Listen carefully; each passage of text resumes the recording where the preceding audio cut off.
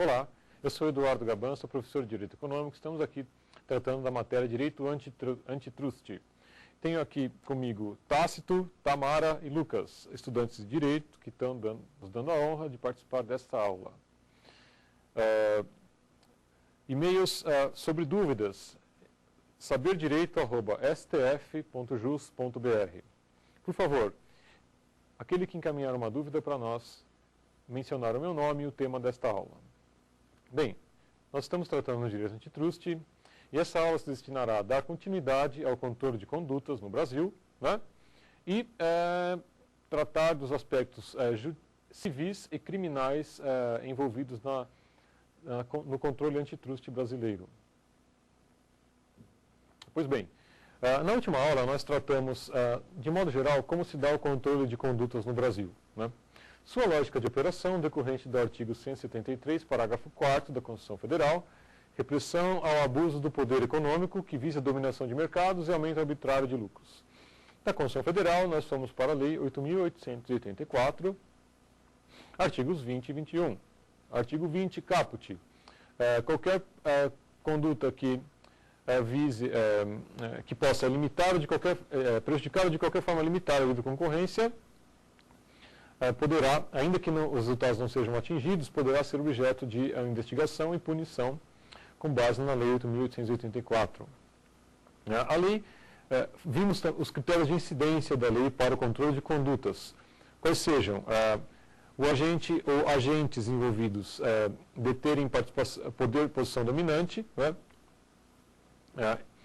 e incorrerem em alguma das práticas arroladas no artigo 20 e artigo 21 da lei, que diga-se de passagem, são rolos exemplificativos. Pode haver outras práticas que não estejam ali previstas, que podem ser objeto de investigação e punição por parte do SBDC, Sistema Brasileiro de Defesa da Concorrência. Estudamos a sua formação e também estudamos que no controle de condutas, o SBDC opera da seguinte forma: a Secretaria de Direito Econômico recebe as denúncias, investiga, instaura 3 tipos de investigações no plano administrativo, com poucos indícios, procedimento administrativo, com indícios médios, averiguações preliminares, e com fortes indícios, processos administrativos. Seja como for, a SDE emite um parecer não vinculante que segue ao CAD, e por sua vez analisará todo o processo, adotará ou não a posição da Secretaria, e decidirá pelo arquivamento, pela condenação ou pela assinatura de um termo de compromisso de cessação de prática com os agentes envolvidos. Né? Bem, na aula anterior, nós recebemos perguntas interessantes de nossos alunos participantes, no sentido de quais seriam as consequências, né? Quem poderia denunciar, né? E se agentes públicos também estariam envolvidos, poderiam estar cobertos pela Lei 8884. Né? A resposta a quem poderia denunciar uma prática foi que qualquer um pode denunciar, basta enviar uma denúncia fundamentada para a Secretaria de Direito Econômico do Ministério da Justiça, que irá apurar a questão e, de acordo com o procedimento cabível e encaminhamento da questão. Né? Bem, na aula anterior, nós criamos as bases para investigarmos as condutas específicas que estão arroladas na Lei 8.884, né, como práticas anticoncorrenciais. Um ponto que ficou em aberto, que volto à questão agora, é que diferente do controle de estruturas, visão ex ante prévia, no controle de estruturas, a incidência da Lei, né, 8.884, ela clama pela participação de mercado de 20% ou mais, ou seja, na posição dominante presumida, né? Artigo 20, parágrafo 4º, parágrafo 2º da Lei 8.884. Porém, não é necessário avaliar-se, para a incidência da lei, barreiras à entrada, rivalidade e eficiências. As eficiências tampouco são analisadas no controle de condutas, mas barreiras de rivalidade faz todo sentido, uma vez que esteja envolvido na defesa, né, nas defesas, uma análise de efetividade ou não da posição dominante, da presunção de posição dominante, uma presunção relativa, iuris tantum. Né? Então, passamos agora à análise das condutas em espécie, a começar pela principal conduta, ou pelo menos a conduta mais combatida, que tem sido a principal na agenda das autoridades brasileiras e também das autoridades americanas e europeias. Qual seja, é a conduta de prática de cartéis. Né? O cartel, como já lhes disse, é caracterizado por um acordo entre concorrentes, seja horizontal ou vertical, pelo qual se fixam preços, se dividem mercados, se alocam consumidores, se restringem oferta, se limitam a produção de bens, se criam boicotes ou dificuldades artificiais para o ingresso de terceiros no mercado. Ou seja, são acordos também conhecidos como conluios ou alinhamento comercial, pelos quais os agentes econômicos, de certa forma, limitam a concorrência para, principalmente, extrair renda do consumidor, extrair renda da demanda, se estivermos falando de um cartel de venda de produtos, ou se estivermos falando de um cartel de compra, para abaixar os preços ofertados pelos fornecedores. Lembre-se do monopólio e do monopsônio. O cartel simula uma situação de monopólio, ou seja, os concorrentes dão as mãos, decidem de forma uniforme, de modo que, tal como faria se houvesse um monopólio. E se for de compra, eles dão as mãos e decidem tal como seria se houvesse um monopsônio, apenas um comprador. Né? Bem, a prática de cartéis ela é combatida mundialmente, pelo menos na maior parte das jurisdições onde há controle antitrust, onde se aplica a política antitrust tal como lhes descrevi na primeira e na segunda aula. Né? A política antitrust brasileira, vale lembrar, ela segue os padrões internacionais. Padrões esses sugeridos pelos órgãos multilaterais, órgãos internacionais multilaterais, embora influenciados pelos Estados Unidos da América, nos primórdios, esses órgãos multilaterais, eles têm vida própria, né, e seguem sempre de modo a intensificar as pesquisas, os estudos das melhores práticas, pelos melhores estándares investigativos, estándares estruturais para agências de controle antitrust ao longo do mundo. Né. Alguns deles, vou mencionar alguns dos principais órgãos multilaterais que influenciaram o Brasil na construção da política antitrust, principalmente no combate aos cartéis. Né. O primeiro deles é um órgão vinculado à ONU, UNCTAD.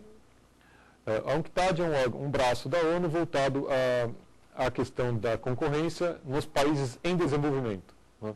Então, a UNCTAD ela emite soft laws, ou seja, recomendações para alterações nas legislações nacionais, de modo a criar políticas de defesa da concorrência e aplicáveis, né, e suficientemente estruturadas para preservar o fair play, o the level playing field, o campo de competição justo. Né. Um outro organismo internacional bastante conhecido é a OCDE, a Organização para a Cooperação e Desenvolvimento Econômico e Social. Né. A OCDE é um organismo multilateral, né, que congrega uma série de jurisdições. O Brasil, ele ele participa como ouvinte, ele participa como um observador da OCDE, né? E a OCDE, da mesma forma que a UNCTAD, mas de maneira mais intensa, ela realiza encontros anuais, tem uma série de grupos de estudos, nos quais se estudam, por exemplo, a prática de cartéis, mecanismos de investigação, troca de informações entre as autoridades internacionais, para que, no caso de um cartel que transcende os limites de uma jurisdição, como cartéis internacionais, ou mais conhecidos lá fora como hardcore cartels, haja uma inteligência internacional para combatê-los. Né? O Brasil participa ativamente desses fóruns, né? E comumente extrai ensinamentos e aplica no combate aos cartéis aqui no nosso país. Né? Outro órgão multilateral, criado especialmente para a discussão de concorrência, visto que a UNCTAD e a OCDE são órgãos que, embora tratem da concorrência, também tratam de outros temas voltados ao desenvolvimento nacional e internacional como um todo, combate à pobreza, desenvolvimento econômico regional, política cambial, etc. políticas macroeconômicas, existe um terceiro órgão que é estritamente direcionado ao antitrust, né? Mundial, e às sugestões e aprimoramentos legislativos, sistema institucionais e etc. Essa instituição, criada em 2001, ela é chamada de International Competition Network, ou Rede de Concorrência Internacional, né? Essa, ou pela sigla ICN, a sigla em inglês, ICN, International Competition Network. A ICN, ela é uma rede internacional da qual participam essencialmente autoridades, né? Representantes das agências antitrust no mundo.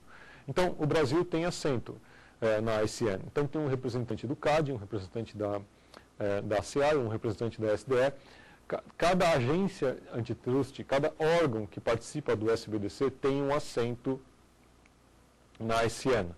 Então, eles realizam reuniões anuais, né, nas quais eles discutem a evolução dos diferentes arranjos institucionais para controle antitrust, como controle de estruturas, controle de condutas.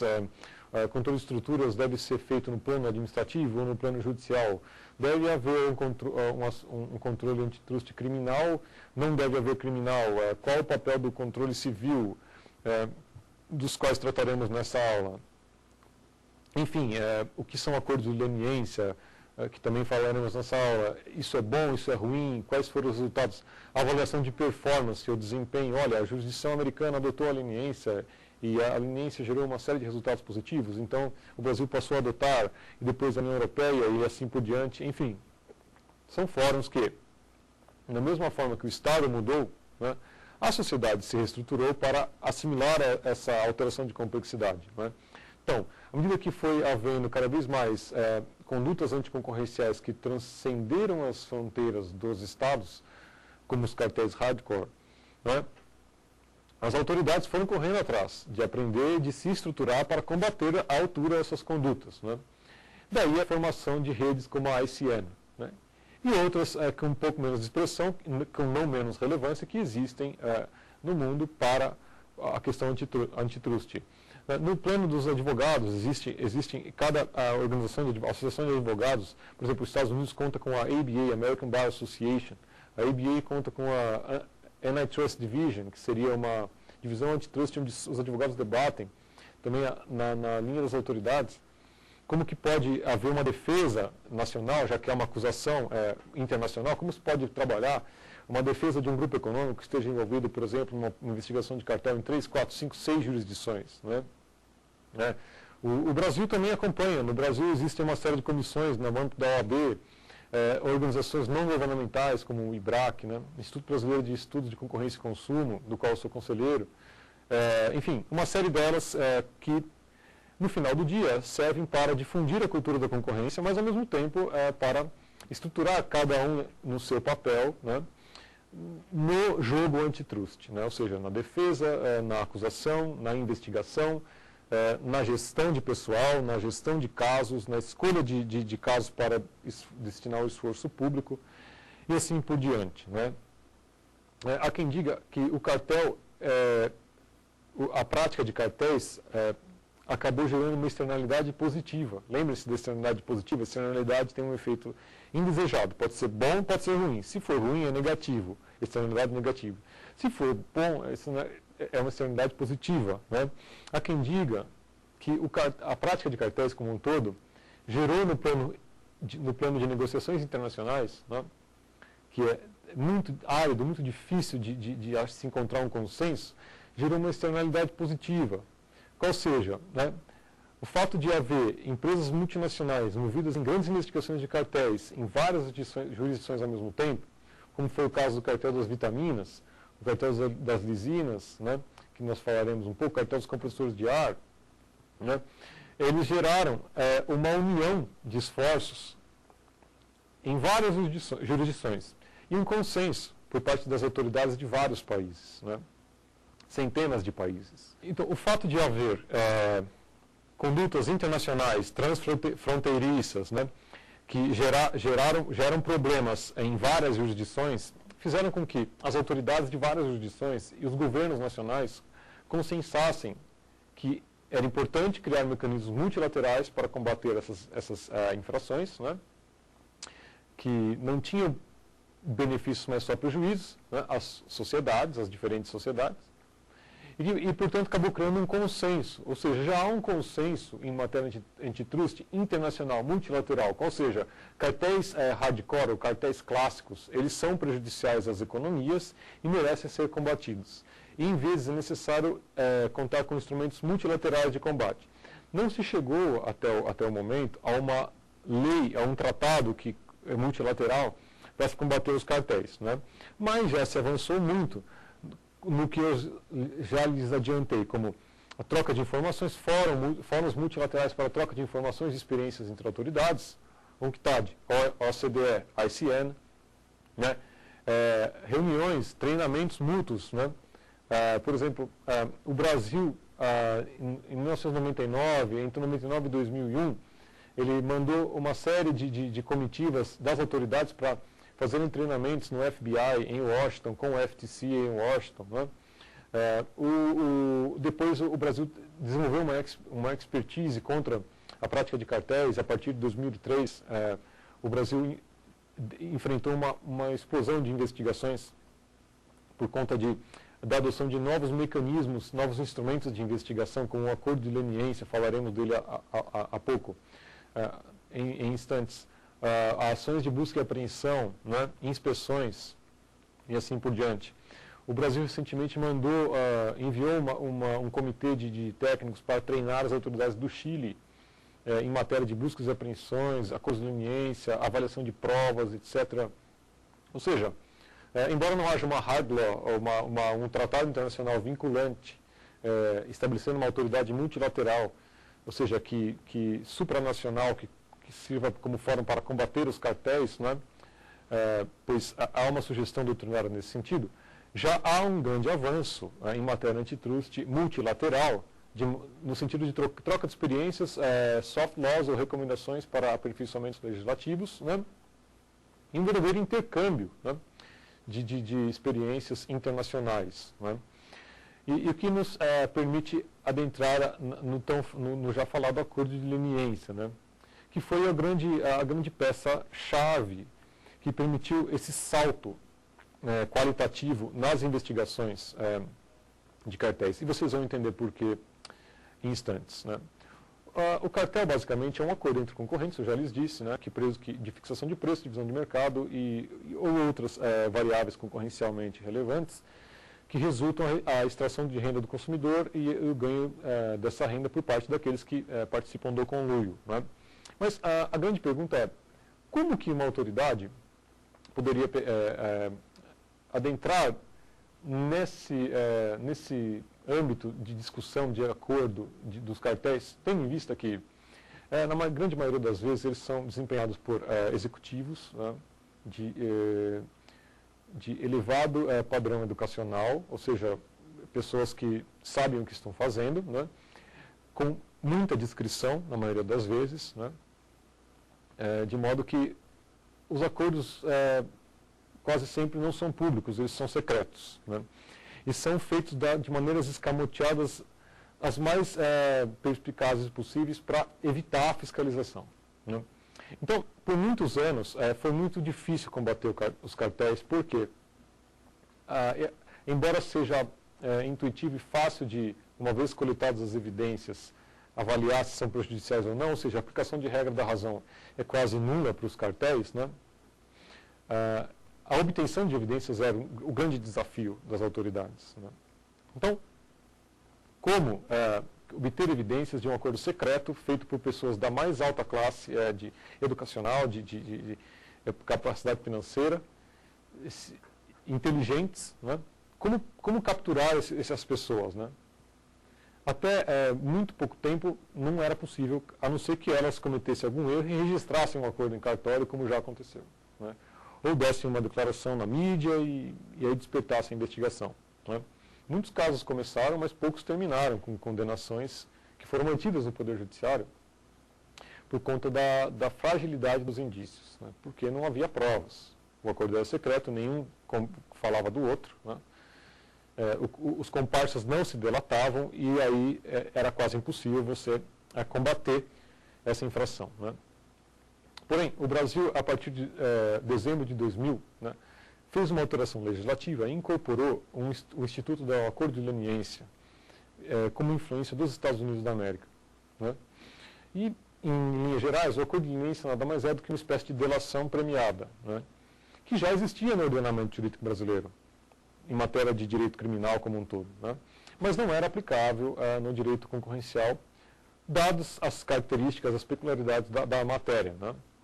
Mas, a partir de 2000, dezembro de 2000, a Lei 10.121 incorporou o Acordo de Leniência na Lei 8.884 e também incorporou alguns mecanismos de produção cautelar de provas, tal como existe já no processo civil, mas incorporou na Lei 8.884, né, artigo 35A, B e seguintes. Então, a partir dessa alteração legislativa, o Brasil começou a contar com esses dois instrumentos básicos de produção de prova que seriam decisivos contra os cartéis, né? Começando pela busca e apreensão, a razão de ser fundamental contra os cartéis é intuitiva pelo seguinte, uma vez que existisse uma denúncia, ainda que anônima, ou uma suspeita de que uma reunião para combinar preços fosse ocorrer em um determinado local, né, as autoridades, com auxílio da Advocacia Geral da União, daí já um aspecto civil da lei antitrust, elas obtinham ordens judiciais para realizar operações de busca e apreensão nos suspeitos e coletar materiais, documentos, tal, que poderiam evidenciar futuramente uma investigação de cartel, né. Existe um exemplo no Brasil de um grande caso de investigação de cartel decorrente de uma denúncia anônima que resultou na coleta de uma série de evidências e na posterior condenação no âmbito do CAD e hoje já confirmada no âmbito do Poder Judiciário, né? É o cartel das Britas, né?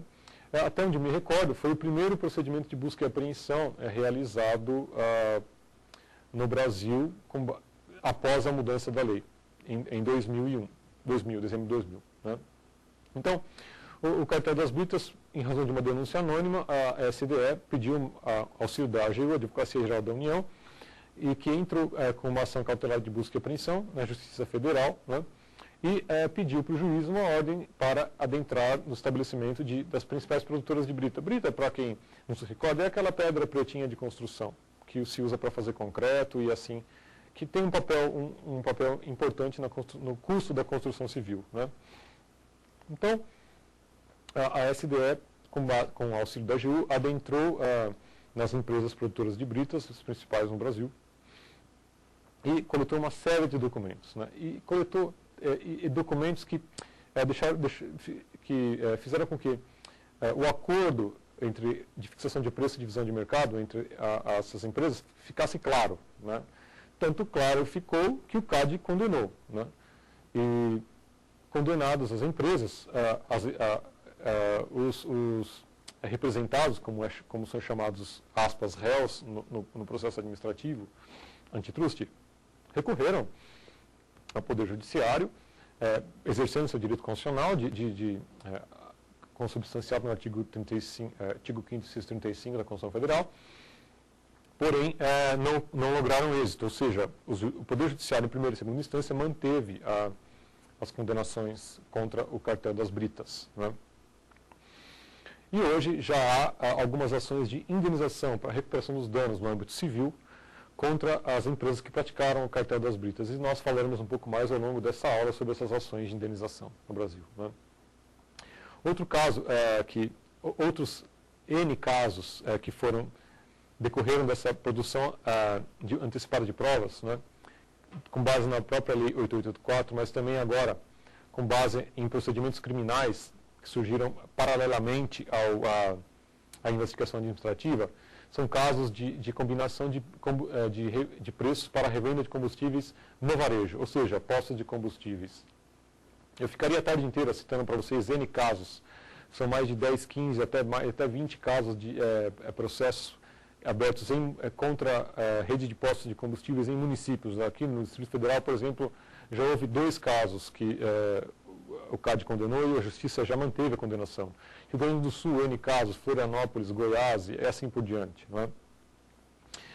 Isso já traz para nós também uma outra ideia da parte criminal, ou seja, a prática de cartel, combinação de preços para fixação, entre concorrentes ou qualquer forma de combinação, também caracteriza um ilícito penal previsto na Lei 8137 de 1990, artigo 4º, né?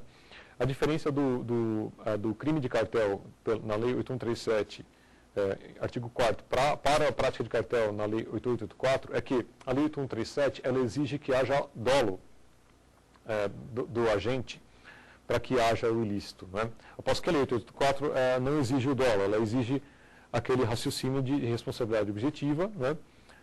Dano nexo, autoria, dano mais nexo, né? Ou dano possível. E aí a condenação é juridicamente aceitável. Pelo menos até hoje o Judiciário jamais anulou uma decisão do CAD com base nessa hipótese de responsabilidade objetiva.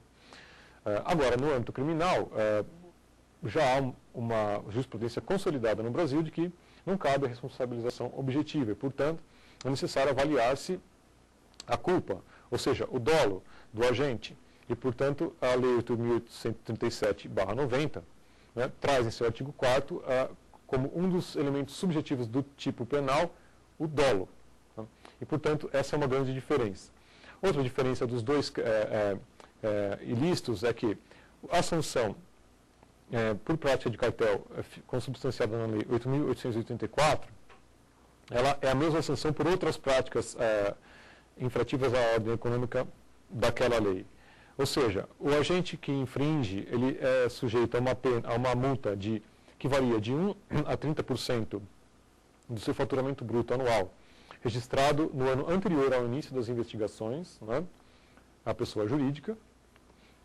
Se a pessoa física estiver envolvida, ela se sujeita a uma multa de 10% a 50% do valor imposto à pessoa jurídica. Né?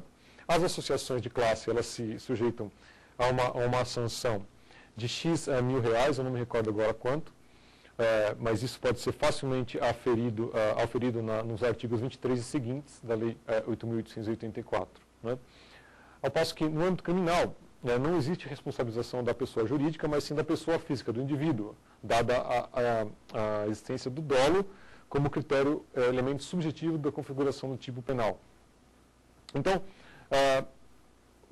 o indivíduo está sujeito, com base na Lei 8137, artigo 4º, prática de cartel, a pena de 2 a 5 anos de reclusão ou multa.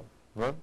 Então, com base nessa Lei 8137, né, o Ministério Público, de modo geral, e falaremos aqui federal ou estadual na sequência, ele é o titular da ação penal, uma ação penal pública incondicionada, né, de propor ação penal contra os indivíduos e, portanto, e também abrir inquéritos policiais, né, instaurar inquéritos policiais, ou instar que a polícia instaure inquéritos policiais.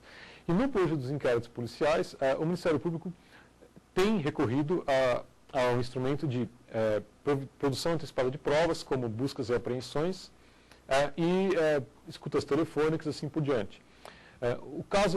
O setor de revenda de combustível no varejo é um setor que recebeu muitos pedidos de escutas telefônicas por parte dos Ministérios Públicos estaduais, né, que conseguiram angariar uma série de provas para condenar os agentes. Né.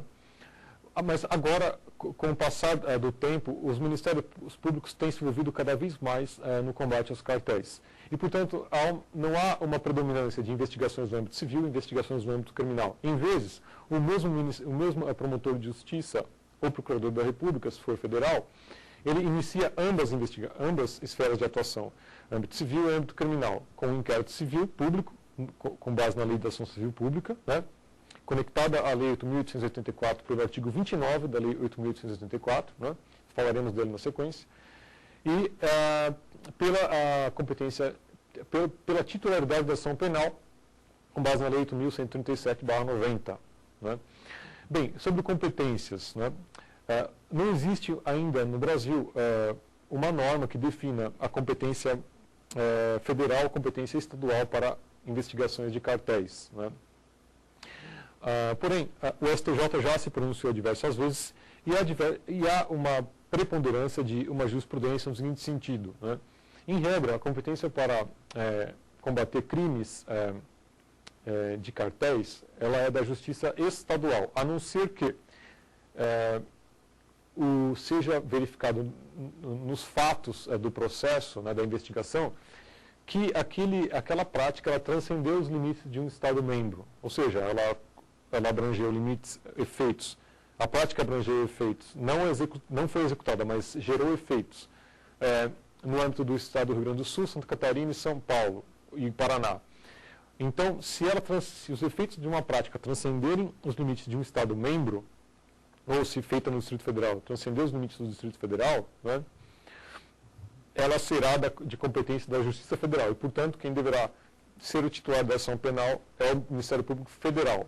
Agora, se ela se ativer aos limites de um Estado-membro, a competência seria da Justiça Estadual, né? Então, o Ministério Público competente seria o Ministério Público Estadual, titular da ação penal, no caso, né? Mas, de qualquer forma, nós temos visto uma mistura. Em vezes, o Ministério Público Estadual inicia as investigações, né? Em São Paulo, por exemplo, há uma divisão especial chamada GDEC, Grupo Especial de Delitos Econômicos, né? Que se destina a congregar ilícitos de lavagem de dinheiro, prática de cartel, enfim, eles denominam os crimes de colarinho branco, né, nos quais se insere a prática de cartéis. Lembram do perfil do infrator, um executivo de alta escolaridade, então, colarinho branco. Então, o GDEC ele é um grupo de promotores especializados, ele é um grupo que fica em São Paulo, né, e que, por uma questão interna da Lei Orgânica do Ministério Público Paulista, os casos de cartéis são endereçados para o GDEC patrocinar, ou seja, titularizar. Eles que vão investigar, abrir um inquérito criminal, instaurar um inquérito criminal, propor ação civil, ação penal pública e seguir adiante, né? Mas isso depende muito da organização de cada Ministério Público em cada Estado. Por exemplo, no Rio Grande do Sul, por uma questão de organização judiciária, há uma Câmara no Tribunal de Justiça do Rio Grande do Sul que é especializada para julgar delitos contra a ordem econômica, não é? Dentre os quais a prática de cartel. Isso tem rendido àquele Estado uma maior celeridade, uma maior especialização para enfrentar esses problemas, né? O que, de certa forma, pode ser bom, mas também pode ser ruim. O fato dependendo da organização de cada Estado, chega-se a essa configuração. Bem, ditos alguns pontos sobre aspectos criminais da investigação de cartel e aspectos civis, vale a tecer algumas considerações sobre o acordo de leniência, né? Quais são as consequências do acordo de leniência, o acordo para a suspensão de investigações, seja para a prática de cartéis, como para outras modalidades de investigação. Bem, o acordo de leniência, como eu lhes adiantei, é uma espécie de delação premiada que garante ao beneficiário a isenção de multa ou de sanção no plano administrativo e isenção de pena no âmbito criminal, né? É necessário que esse sujeito preencha alguns requisitos. Pode ser pessoa jurídica, pode ser pessoa física, pode ser os dois, né? Mas no Brasil, os requisitos em síntese são os seguintes, né? A pessoa ou a empresa deve ter estar participando de uma prática de cartel em andamento, né? Ela não pode estar à frente da prática, ou seja, ela não pode ser a líder da prática, ter organizado o conluio, ter feito todo o acordo, chamado os concorrentes, determinado as diretrizes, aí no final aplicar por um acordo de leniência, né? A legislação brasileira não permite a leniência do líder do cartel, mas ela pode ser um participante, né? Então, se for um participante, preencher esses requisitos, eles podem se dirigir à Secretaria de Direito Econômico e fazer uma aplicação, né, para assinar um acordo de leniência, né? O acordo de leniência presume o quê? Eles têm que levar informações que a autoridade não conhecia, ou seja, tornar viabilizar que a autoridade conheça uma prática em andamento, uma prática de cartel, ou se ela já conhecer, viabilizar informações tais que, sem elas, não fosse possível uma condenação. Né? E a autoridade avaliará esses critérios e aceitará ou não o acordo de leniência. Né? Uma vez aceito o acordo de leniência, é garantido ao sujeito a imunidade administrativa, sanções, e a imunidade criminal. Né? Porém, é garantido em caráter precário. Somente o CAD, no julgamento do caso, garantirá em sede definitiva essa imunidade, a depender do preenchimento dos requisitos do acordo de leniência e também da colaboração desse agente ou desses agentes durante a investigação. Né? Uma crítica que se faz a essa questão é o seguinte: haveria necessidade de um maior escrutínio, de uma maior avaliação de quem são as pessoas que buscam a leniência, né? Porque ela pode, sim, ser usada de forma espúria. Ou seja, um agente que organizou o cartel pode, ele próprio, de modo a obter vantagens sobre o competidor, criar todo um processo, todo um embaraço, com base no acordo de leniência, para atrasar a produção do rival, para prejudicar o rival e assim por diante. A recomendação internacional que se faz dos organismos como a OCDE, a ICN, etc., é que a SDE avalie com muita cautela quem é o proponente da leniência e se ele não está usando de forma espúria essa leniência para prejudicar o seu rival. Né? Outra crítica, na verdade, outra dúvida que paira é se o CAD teria competência para isentar de pena criminal um agente que assinou a leniência. Isso ainda não foi enfrentado pelo Poder Judiciário, porém, uma hora é possível que seja. Né? E que será quem dirá se isso é ou não lícito ao CAD, embora esteja na legislação. Né? Por quê? Segundo a Constituição Federal, é privativo a um juiz de direito decidir em matéria criminal. O CAD, ele, embora exerça a atividade judicante, ele não é, nos termos da Constituição, ele não exerce poder jurisdicional. Né? Ou seja, ele não é composto por juízes de direitos, juízes togados. Né? De modo que seria questionado se ele teria essa competência de isentar de pena criminal um leniente. Né?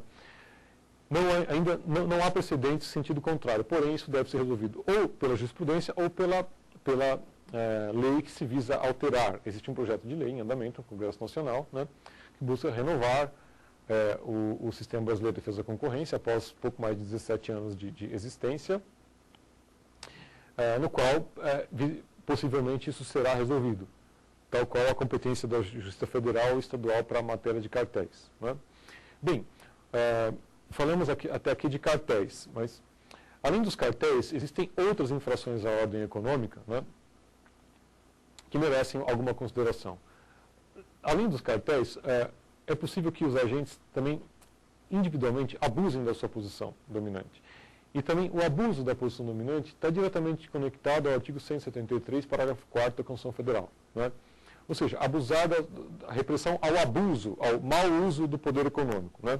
Vocês já aprenderam que poder econômico é presumido a partir de 20% do mercado, participação de 20% do mercado relevante. Né? Demonstrado que essa participação reflete poder econômico, ou seja, de se comportar unilateralmente, aumentar preços, não perder demanda, né? Esse agente pode abusar. Né? Mas como ele abusaria dessa posição dominante, desse poder de mercado? Né? Ora, há uma série de exemplos de abuso de posição dominante. Por exemplo, o agente ele pode exigir exclusividade no fornecimento de um insumo. Se ele tiver um poder de compra, ele pode exigir que o fornecedor apenas venda para ele, né, ao invés de vender para seus rivais. Né? Existem diversas acusações, processos em andamento, investigando esse tipo de prática no mercado de cimentos, no mercado de concreto no Brasil. Ainda não há conclusões, mas investigações há. Né? Ele pode exercer esse abuso exigindo exclusividade de canais de distribuição, né, ou de pontos de venda. Né? A maior multa já imposta pelo CAD para um agente econômico, né, em casos de abuso de posição dominante, foi no caso de exigência de fato, de exclusividade de fato nos pontos de venda. A empresa que foi multada é a Ambev, né? E um programa que foi analisado e condenado pelo CAD é o programa Tô Contigo, no qual, em síntese, a empresa ela tinha um poder de mercado na produção de cervejas, né? ela tinha o domínio do canal de distribuição, ou seja, dos meios de distribuição, dos caminhões, das rotas e tal, e para ela poder chegar até o consumidor e exercer esse poder, ou seja, em termos de elevação de preços e não sofrer a rivalidade dos outros cervejeiros, né, o que eles faziam? Eles criaram programas de fidelidade, programas de bonificação, né, que faziam com que os revendedores, sobretudo os menores, de fato só utilizassem produtos da Ambev, não dos concorrentes, né. Então, através de uma denúncia da Skin Cariol, o CAD analisou essa questão e reconheceu que a Ambev, se valendo desse programa de fidelidade, ela estendeu até os pontos de venda o seu poder de mercado na produção de cervejas, de modo a excluir os concorrentes e eliminar a possibilidade de escolha do consumidor, né. Então, portanto, o CAD decidiu multar a Ambev em mais ou menos 350 milhões de reais, né, pelo seu abuso, pelo abuso dessa posição junto aos programas junto aos pontos de venda, né? E há outros exemplos, e tantos exemplos de abuso de posição dominante, como por exemplo exigir a venda casada, né? Há uma prática no Brasil que existe, porém ainda não foi enfrentada de maneira consistente pelo CAD, mas deverá ser em breve, né, que é a manutenção de preço de revenda, a fixação de preço de revenda, né. Nos Estados Unidos é um listo per se, né. Não é possível, na maioria dos estados americanos, né, não é possível você fixar preço para o revendedor, né, porque você impede a habilidade dele cobrar menos dos consumidores e dele concorrer com os seus rivais, né, no âmbito da revenda. Então, na maioria dos estados americanos, e a Suprema Corte dos Estados Unidos já definiu, hoje é o precedente que vale, a fixação de preço de revenda, ela, na maioria das vezes, ela é ruim, né, e deve ser evitada. Fixação e manutenção. Enfim, há uma série deles. Então, acho que com isso nós poderemos tratar um pouquinho agora dos grandes desafios que estão em pauta hoje no Brasil em matéria antitruste. Mas antes disso, eu vou abrir para perguntas dos nossos alunos. Professor, por que ainda há poucas ações de indenização por práticas anticoncorrenciais no Brasil? Bem, como o Tácito já adiantou a pergunta, que é matéria do meu próximo comentário, né, eu já falei, o antitruste é composto pela aplicação da lei administrativa, né, a Lei 8.864, controle administrativo, pela aplicação do controle criminal, que se dirige diretamente aos indivíduos, às pessoas físicas, né, e pelo controle civil, né, ou aplicação civil da lei. Controle criminal, ele tem um viés mais repressivo do que compensatório, dissuasório do que compensatório. A sociedade não vai se recompensar, não vai colher de volta os prejuízos em termos de maiores preços, etc., eliminação da escolha do consumidor, colocando na cadeia os executivos que praticaram cartel ou que abusaram da sua posição, né? Mas eles vão dissuadi-los de praticarem novamente, ou dissuadir terceiros que ouçam que alguns foram condenados no âmbito criminal, de exercerem essa prática de cartéis, né? Então, o efeito dissuasório da lei antitruste, ele está principalmente na aplicação criminal da legislação. É claro que a aplicação administrativa também gera um efeito dissuasório, por conta do elevado patamar das multas, né, multas milionárias. Recentemente o CAD condenou empresas por formação de cartel no mercado de gases industriais, né. A condenação foi de mais de 3 bilhões de reais, 2,6 bilhões de dólares, né. Uma só empresa, 800 milhões de reais, mais de 800 milhões de reais. Veja, essa condenação, tal como a condenação à pena de reclusão no âmbito criminal, ela também gera um efeito dissuasório, né, porque uma condenação como essa pode até pôr a empresa fora do mercado, né. Então é bom que o sujeito calcule N vezes se vale a pena ou não incorrer na prática de cartel, o risco que ele vai ter de ser pego e, se pego, for condenado, né. Agora, além da multa, do efeito dissuasório, a multa administrativa ela tem um efeito reparatório, de trazer de volta para a sociedade uma parte do dano que o cartel causou, né. O âmbito civil ele reforça esse efeito reparatório, né. E aí a pergunta do Tácito, das ações de indenização, né. Mas o Brasil enfrenta um desafio, que eu entendo que é um desafio passageiro, né? Porque nossa comunidade de juízes, os operadores do direito têm percebido a importância de se fixar indenizações à altura para que haja o efeito dissuasório acumulado com um efeito reparatório, né? Mas para isso, para responder a pergunta do Tácito, por que as ações não pegaram no Brasil ainda hoje, né?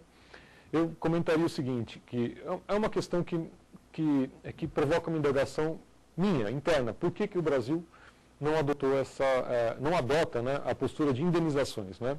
Existe nos Estados Unidos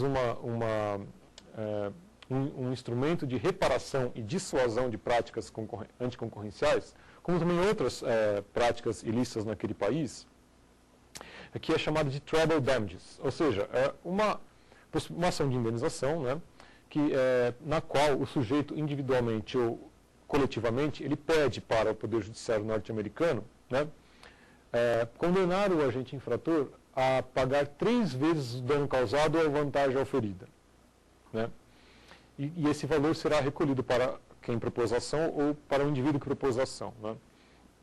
Isso tem gerado indenizações milionárias nos Estados Unidos e tem sido muito objeto de críticas nos próprios Estados Unidos e em outros países, né, como no Brasil. E a principal crítica que se faz não estaria havendo aí uma inversão de valores, ou seja, ao invés de se criar uma indenização com efeito dissuasório e reparatório, está se criando uma indústria da indenização naquele país, né? E o Brasil não deveria criar uma indústria da indenização, deveria sim preservar uma indenização razoável, etc. Mas aí a pergunta que eu faço seria verdadeira essa hipótese da indústria da indenização? Veja, eu pessoalmente, eu morei nos Estados Unidos e tive a impressão que lá os consumidores têm um tratamento muito melhor que no Brasil. Basta tentar anular uma linha telefônica de celular nos Estados Unidos e fazer o mesmo no Brasil.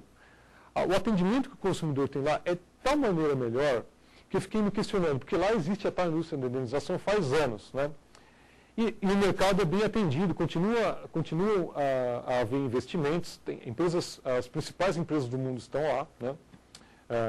Não vamos falar aqui da crise, mas ainda estão lá, né?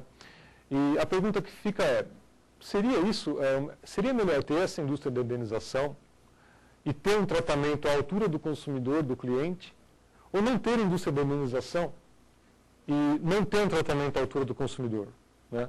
A sociedade perde com isso, na minha opinião. Eu arriscaria implementar essa indústria da indenização. Eu desafiaria os juízes a fixar indenizações à altura, quando, obviamente, existe a prática infrativa, né? Após uma investigação contraditória para a defesa, respeitados os princípios constitucionais. Mas para que haja realmente o efeito dissuasório e reparatório da prática. A minha resposta para o Tácito hoje no Brasil não pegou porque existe a cultura do judiciário está mudando. E mudando para melhor, porque já é possível notar decisões que fixam indenizações à altura, que avaliam com critério os indícios existentes e fixam indenização dissuasória.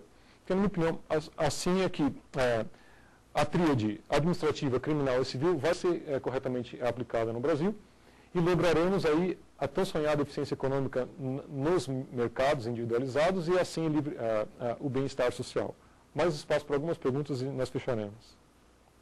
Professor, quais são as consequências civis e criminais para o indivíduo que assina o acordo de leniência? Bom, Tamara, eu já toquei nessa questão, mas nós podemos voltar rapidamente. A consequência criminal, ele fica isento de pena, né?